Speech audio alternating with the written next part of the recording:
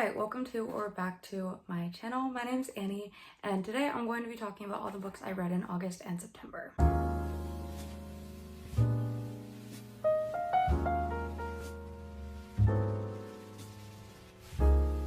I have Peppa with me today. Hello, Peppa. So if you can hear her or see her at all, or if I keep going like that, that's why she's sitting next to me and panting, because it is a bit warm in my room, especially because I have to turn off the fan for filming. So I hope she'll stay with us, but she might overheat. Why are you looking at me like that? Hi.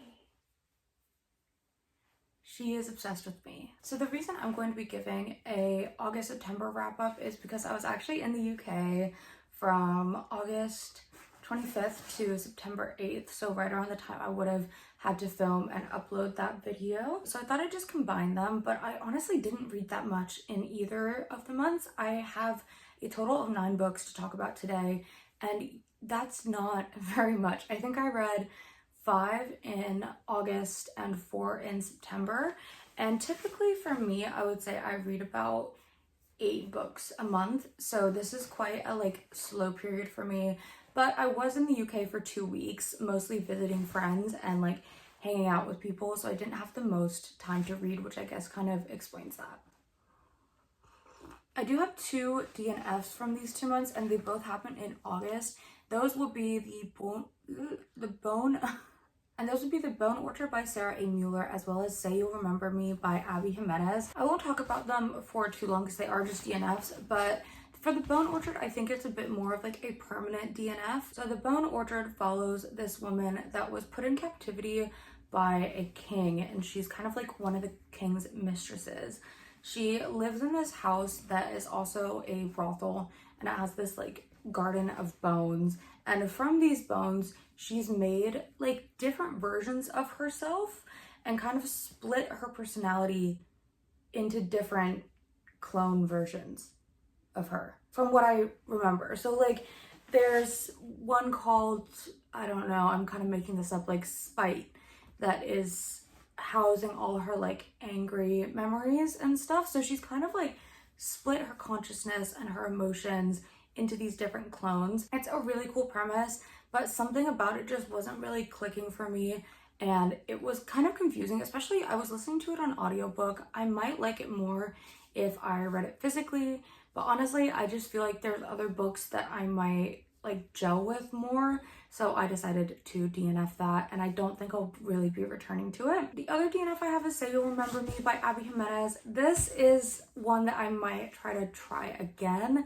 I might have just not been in the right frame of mind for it, because I normally love Abby Jimenez books, even if I'm not the biggest romance reader. Hi. Oh. Oh, okay. Yeah. It's okay, you can do it.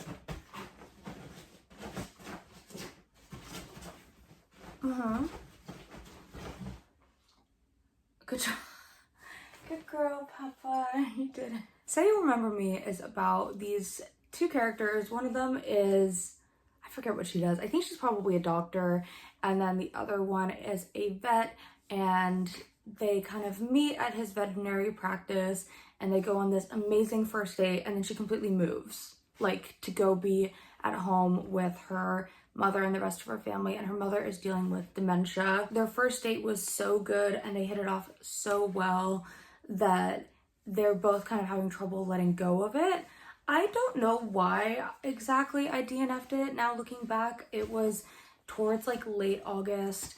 I just think maybe I had other things I wanted to read at the time. Can't really remember, so I'll probably try to give it a shot again. Editing Annie here, I actually just remembered as I was editing this clip that I DNF'd Say You'll Remember Me because it felt very insta-love to me.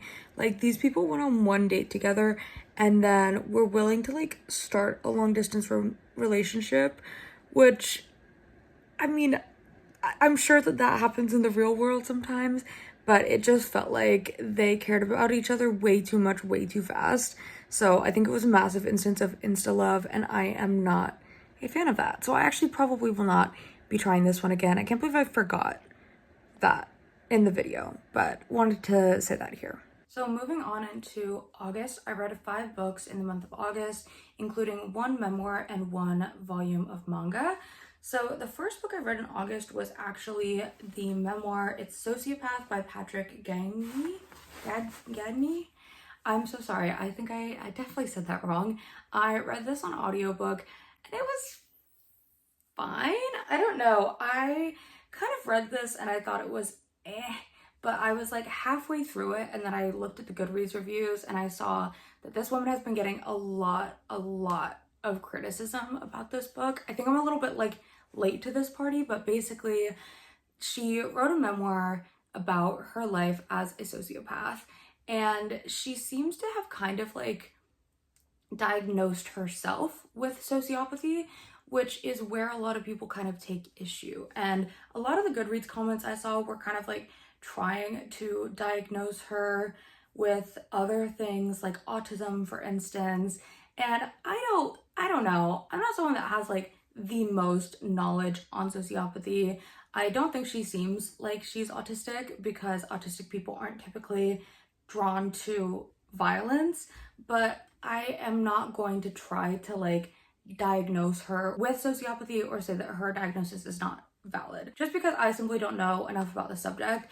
If we're taking her words at face value in the memoir, it still seemed a bit far-fetched. Basically, in this book, Patrick talks about how she always felt different from when she was a child. Namely, she had this sort of emptiness and apathy inside her that was very different from other children. She didn't feel feelings the same way. For instance, she had this like childhood pet, I think it was a weasel or something, that she really loved, or a ferret. It was a ferret. But then when it passed away, she didn't feel anything, and she was frustrated with herself because she knew that she should feel something, but she just couldn't. So she kind of struggles with this throughout childhood, and sometimes all of this like apathy just gets to be too much to bear. Like it feels almost oppressive the way that she can't really feel anything, and that's when she tends to act out or have violent urges and stuff. It was very interesting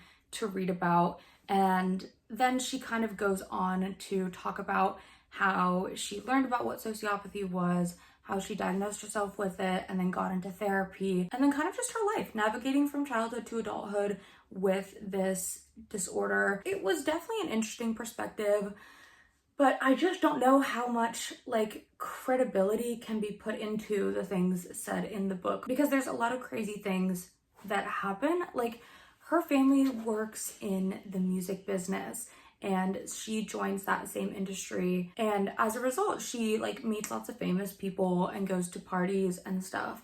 And there's this one scene in particular that I'll use kind of as an example, but like she goes to the Playboy Mansion for a party, and she is feeling the urge to like sneak in somewhere. Oh, she loves breaking into houses. I didn't mention this, but she breaks into houses all the time. She loves like solitude, and it helps her do something that is a bit rebellious, so it kind of quenches her like need for disruption without actually hurting anyone. So she breaks in to Hugh Hefner's office and like writes him a note and is like, Patrick was here, hey. And then we just never hear about it again. Like there's never any consequences for the things she does, even though in this book she talks about stealing cars, breaking into houses, like all this stuff, and there's no consequences. I don't know in a legal sense how like writing about your crimes in a book, like I don't know how that translates to a court, but I'm just like, this is crazy that she wrote all this stuff. And I just don't, I would have liked a follow-up from Hugh Hefner in the book about what he thought about her breaking into his office. Like, would he not be annoyed? Are we supposed to just kind of move on? I don't know. It was a lot of things. I didn't end up giving it a star rating. I felt complicated about it, but I'm also like, this is her story. Who am I to judge it? So yeah, interesting one to start the video with, I would say. Then I reread Book Lovers by Emily Henry. This is the first book that you'll hear me talk about in this video that I've read for a book club. There's gonna be 3 total. This one I actually didn't end up going to the book club for because I was sick that day, which was a shame because I had read the book and like crammed to finish it that day, but I just felt so sick I couldn't get out of bed. But I've recently moved to the DC area and I've been trying to meet people by joining book clubs. So I read this for a book club in my area. It was, as I mentioned, a reread. I actually loved this book more on reread. I read this probably, I'll say 2022, and I gave it, I think, a 3-star, and I actually, like, I can't remember why I didn't really like it, but I didn't. Wait, let me see if I can find my old Goodreads review.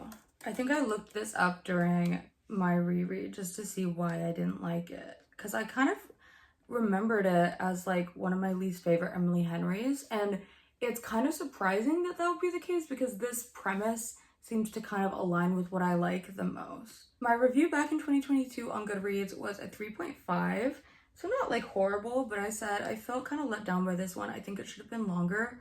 The intensity of Nora and Charlie's relationship came on too suddenly for me.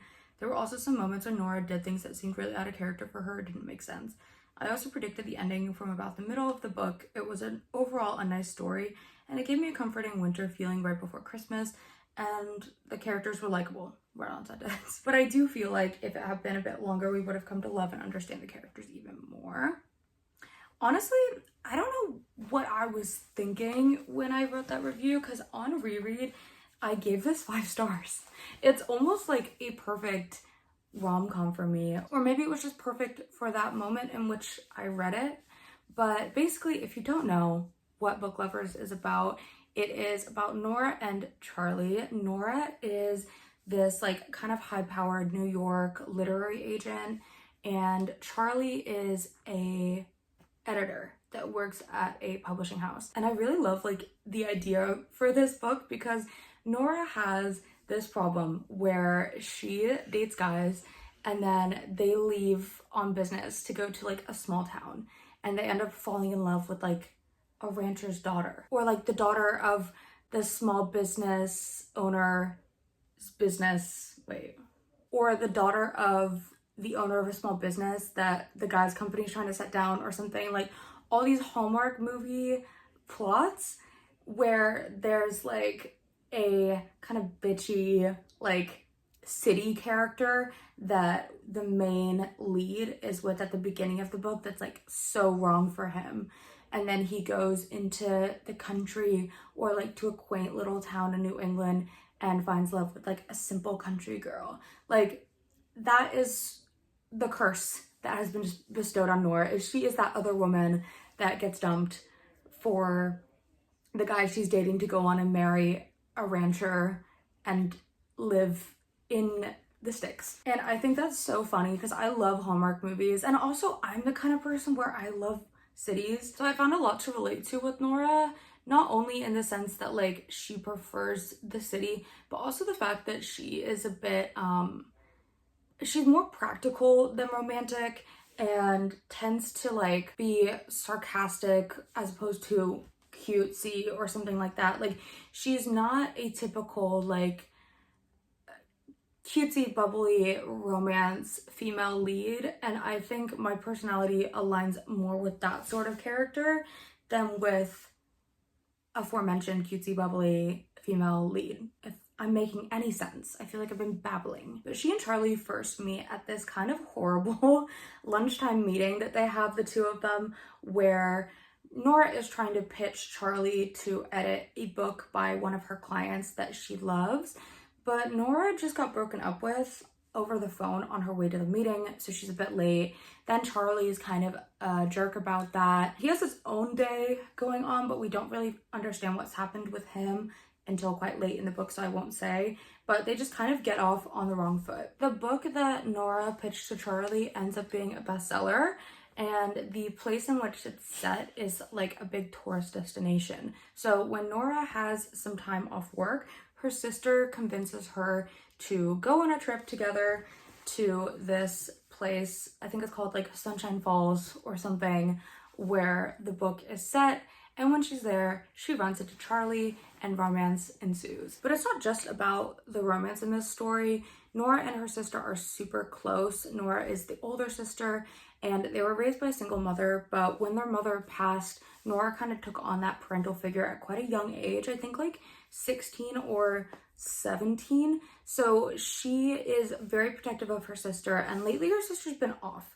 So the book kind of centers around not only Nora and Charlie kind of meeting up in this small town and slowly falling in love, but also Nora trying to reconnect with her sister, figure out what's going on there, and kind of work through her own issues, letting go, whether that's letting go of like her kind of uptightness and relax on vacation, or whether it's letting go of having to figure everything out for her sister, or even just letting herself relax and fall in love. It's a really beautiful book. And then obviously Charlie has a lot of depth to him and his own story as well. I just love Emily Henry.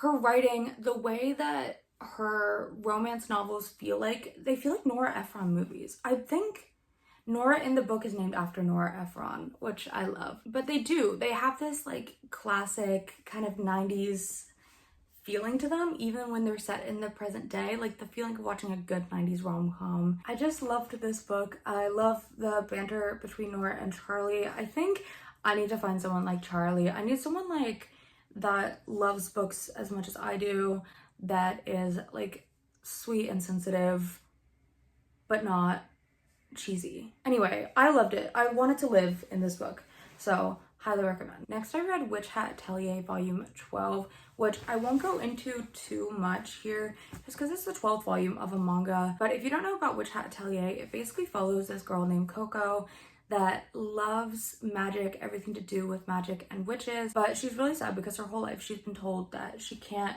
be a witch. You have to be born a witch, you can't just become one. Until one day she learns that that's actually a lie and anyone can do magic, because the magic system in this world has to do with art and drawing. However, when she first kind of messes with magic, she accidentally turns her mother to stone, which is obviously pretty upsetting. From there, a wizard named Kifrey kind of takes her under his wing, brings her to his atelier where she trains in magic alongside some other apprentices in the hopes of one day kind of fixing what happened to her mother. But Kifrey also kind of has his own agenda in bringing her back to the atelier and is very interested in her for reasons that will become unveiled to you if you read the story. This series is so good. The art is fantastic. The characters are incredible, and there's so much like imagination and creativity in this story. It is so well done. Volume 12 was really good. I need to read volume 13, but I'm afraid to because I don't think volume 14 comes out for a while, so at that point I'll be kind of caught up, but I am really enjoying my journey with this manga series. After that, I had another reread, and that is The Hunger Games by Suzanne Collins. I reread this for the Sunrise on the Readathon by Katie Coulson. I meant to finish this in July when the readathon was happening, but it did end up carrying over into August. If somehow you don't know, The Hunger Games is about a girl named Katniss who lives in this dystopian society where every year there is an event called the Hunger Games, and children from the 12 districts in the society are chosen to be put into this massive fight to the death between 24 children. Again, obviously The Hunger Games is like massively popular and the movies happened and it's a big deal, but I love the fact that the books hold up so well, and I do feel like I get something new every time I reread them. I love Katniss's character. It's just perfect. Those are perfect books. So if you somehow haven't read them, you definitely should. And then the last book I read in August was Our Infinite Fates by Laura Stephen. This was another book that I read for the book club in my area, and I thought it was fine. It was a 3-star for me. This book is about these two kind of immortal figures, Arden and Evelyn, and we go into Evelyn's perspective as she is kind of repeatedly reborn into different lives and killed on or before her 18th birthday by Arden. This cycle has been going on for as long as she can remember, but unfortunately for Evelyn, she can't remember exactly how all this started. Something that makes it even worse is that she and Evelyn are in love, and they often will spend years of their lives together, which makes it even harder for Arden to kill Evelyn when the time comes. But it seems like there's something in him that's telling him that he has to. And Evelyn cannot remember why any of this is happening. I thought that this was an interesting premise for a book. It reminded me a lot of The Invisible Life of Addie LaRue. And at first that made me almost not want to read it, but then I started reading it and I realized it's actually very different from that book. With that being said, I do think it wasn't my favorite thing. I thought the writing was brilliant, and actually throughout the first half I really loved the book, but I kind of began to realize that there was no way that the book could have ended that would have felt satisfying to me. Somewhere around the middle point, I started to kind of realize that it was too grand, everything that was being built. Like, Arden and Evelyn, they love each other so much, and there's this thing happening and it's devastating, but I just couldn't imagine a scenario where it would all feel really worth it for them to have to go through this over and over again. And the way that the book actually ended, I did end up feeling disappointed by. There were also a couple of things towards the end that just didn't really make much sense, and things kind of started happening quite quickly when we came to the climax of the book, and there were just a couple plot holes. So all in all, I thought it was fine. I can definitely see why people would like it, but it just wasn't really my favorite. Moving on, I read 4 books in September, and I actually read 2 nonfiction and 2 fiction books. So it's a 50-50 split for this month. The first book I read in September was Prequel, An American Fight Against Fascism by Rachel Maddow.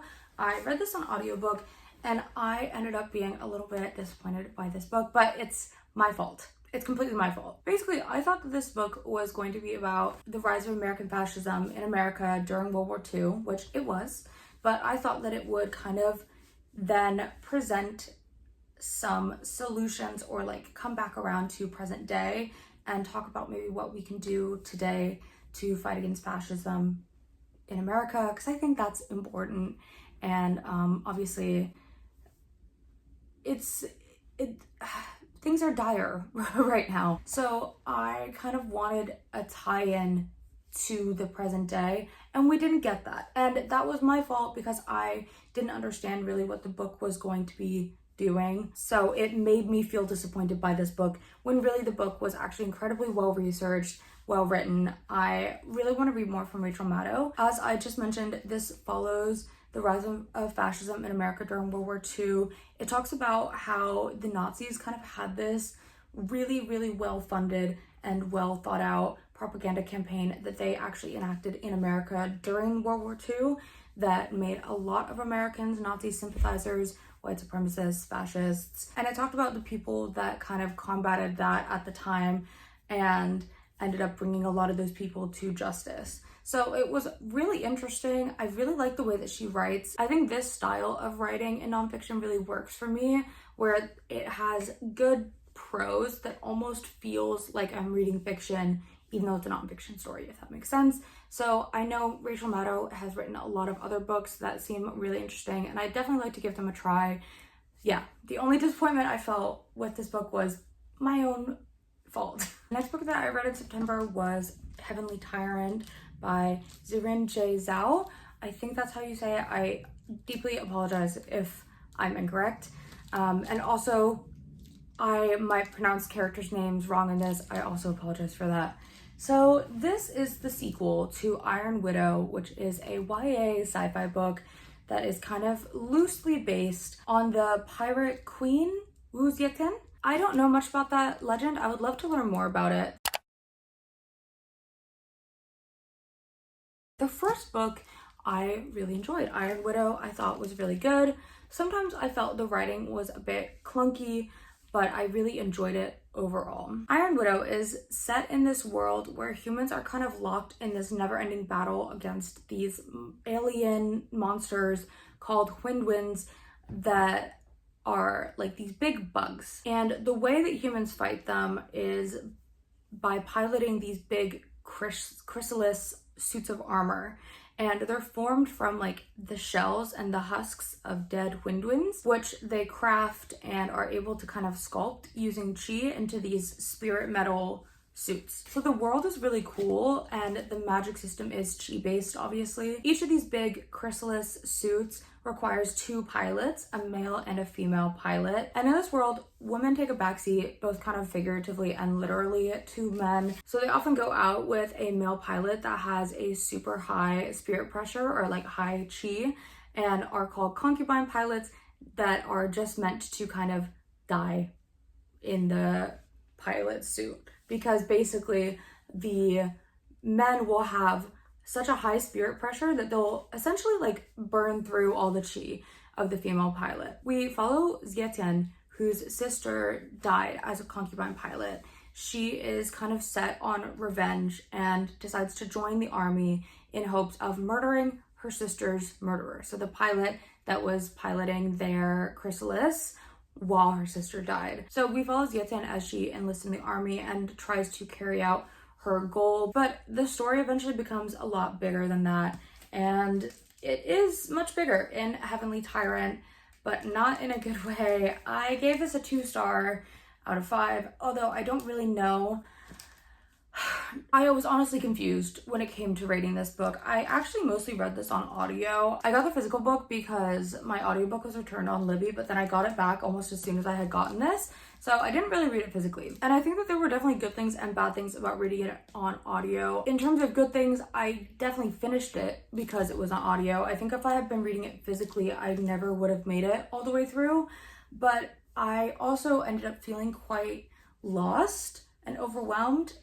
And I think maybe I could have understood things a bit better if I was reading this physically.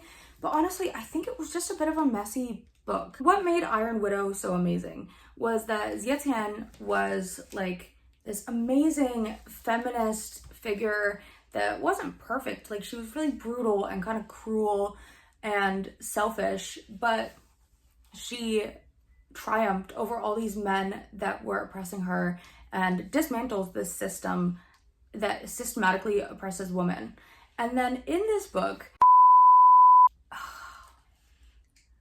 I have to do spoilers. Okay, quick spoiler segment. I'll put a timestamp on the screen that you can skip to. There are so many things to talk about in this book that piss me off, but I'm just gonna kind of focus on one of them because I don't want to be here forever. And that is the fact that Ija and Qinzhang, the emperor guy, again, I'm sorry if I said his name wrong, and this other advisor decide to harvest Xietian's eggs while she's sleeping and take some of the emperor's, and artificially inseminate a woman with their child without telling Xietian until the pregnancy is quite far underway. What really made me hate this as a plot point was the fact that Xietian then goes and gets into a relationship with the emperor. I don't know how we're supposed to see this woman as like a feminist icon when she completely excuses him doing that to her. Or maybe not completely, like she's still angry at him, but whereas she knows that she can never have a relationship with Iju again because of it, she doesn't take it the same way from Qingxin just because she's like, oh, well, I already didn't really like him that much. I don't know. This book made me feel a lot of complicated feelings. I know that maybe it's like her character's going through a hard time and whatnot, and she is still a teenage girl, but there's just so many mixed messages in this book of like, she's an icon, we're supposed to like, support her, and then also she does this, and it just gave me an icky feeling. Now we're back from spoilers, but basically the writing was really cringe at times. The emperor character has a lot of thoughts about government and the way that things should be run that end up just feeling quite preachy. Like, they're all things I agree with, but it feels like his ideas could have been incorporated more naturally than in just kind of like these big tangents that sound like textbooks almost. So I just thought it was clunky and I didn't really care for it, which was quite sad. My phone ran out of storage and I took a break for lunch to like clear it up. So if things look different, that's why. But I'm back for the last two books. The first one I've got is The Tainted Cup by Robert Jackson Bennett. I read this for the sci-fi fantasy book club that I ended up deciding to join. The other book club was fine, but I wanted one that focused a bit more on my particular interests, which are sci-fi fantasy, and I'm happy to say I really liked this book. I gave it a 4.25 out of 5. This book is set in this really cool like biopunk world. So plants are the main resource that are used for everything from building houses to providing these really cool enhancements to humans called crafts. These are basically, from what I can understand, like germs or contagions from plants injected into humans to give them kind of special powers. The reason that they're able to do so many cool things with plants is actually because there are these big, horrible beasts called the Leviathans that emerge from between the tectonic plates in the ocean during the wet season every year and try to wipe out all the humans. And then once they die, their corpses kind of mutate all of the ground around them. Strange plants start to flourish and contagion spreads and whatnot. So it's very interesting that like this monster that the society is always trying to fight and kind of get ahead of also leads to all of their innovations. Our main character Din has an enhancement that allows him to remember perfectly everything he sees. And so fittingly, he is the assistant investigator to a very mysterious kind of detective figure named Anna. She is this like enigmatic Sherlock Holmes type of figure. Basically, the way that this book opens is that Din has heard that there is a murder that has taken place on this really wealthy kind of family's estate. And he goes in to see the body and observe it. Also, at this point, he's only been the assistant investigator for like 4 months, and that's about as long as he's known Anna. And they've mostly dealt with like paperwork, not any real crimes, more like tax evasion and stuff like that. So he's really being thrown into the deep end, especially when he learns that the cause of death was a tree spouting from within the victim. And this begins a kind of blended murder mystery and fantasy story that I thought was very well done. Din and Anna are super likable characters. Anna especially is so fun. Like she's just, yeah, she's enigmatic. She is very intelligent. She is very quirky. Like she kind of sends Din to do all of her investigating because she gets a bit too overwhelmed if she goes outside. So a lot of times it's just him on his own and then he's kind of reporting back to Anna. I know that this is going to be a series. Actually, I think the second book already came out, so I'm looking forward to reading that. And honestly, I just had a really good time. I will say that as like someone who loves fantasy, I could have used a bit more of it, but I think that's just personal preference. Honestly, I think that Robert Jackson Bennett really balanced the two genres very well in a way that felt faithful and respectful to both of them. So highly recommend The Tainted Cup. Last but not least, I read Down the Drain by Julia Fox. I've been wanting to read Julia Fox's memoir for forever, so I'm glad I finally got to it this month. Honestly, I just wanted to learn more about her. I think I first learned about who she was back when she started dating Kanye, and I couldn't figure out exactly who she was or like what her job was. I think I tried to watch Uncut Gems, but I didn't realize she was even in that until I read this book. So basically, if you don't know, Julia Fox is an actress and a fashion icon and general life icon, to be honest. And she wrote this memoir called Down the Drain, which is very good. Honestly, it's a bit of a hard read. She's been through a lot of stuff in her life, from having kind of absent parents to falling into drug abuse and addiction, being in toxic relationships. And it's a very, very poignant memoir that I really enjoyed. And also I would highly recommend the audiobook. She narrates it herself, so I think it's just brilliant. My one critique of it would be that I think that it ended a bit abruptly. There's a lot of time spent on her childhood and her teen years and stuff, and then once we reach the point of her being in Uncut Gems, everything kind of speeds up. And I understand that more recent things that were hard might be harder to write about or talk about, but it felt like the parts of the story that were more recent just weren't given the same kind of attention, or were maybe just a bit like she didn't really want to share as much about that, which is okay. But it just ended up making the end of the book feel a bit rushed, and then the ending itself felt very abrupt. But other than that, I think it was great. Honestly, I would highly recommend it. She's a really good writer, and I really enjoyed learning more about this person who I've known of for quite some time, but haven't really like known much about, if that makes sense. So those are all the books I read in August and September.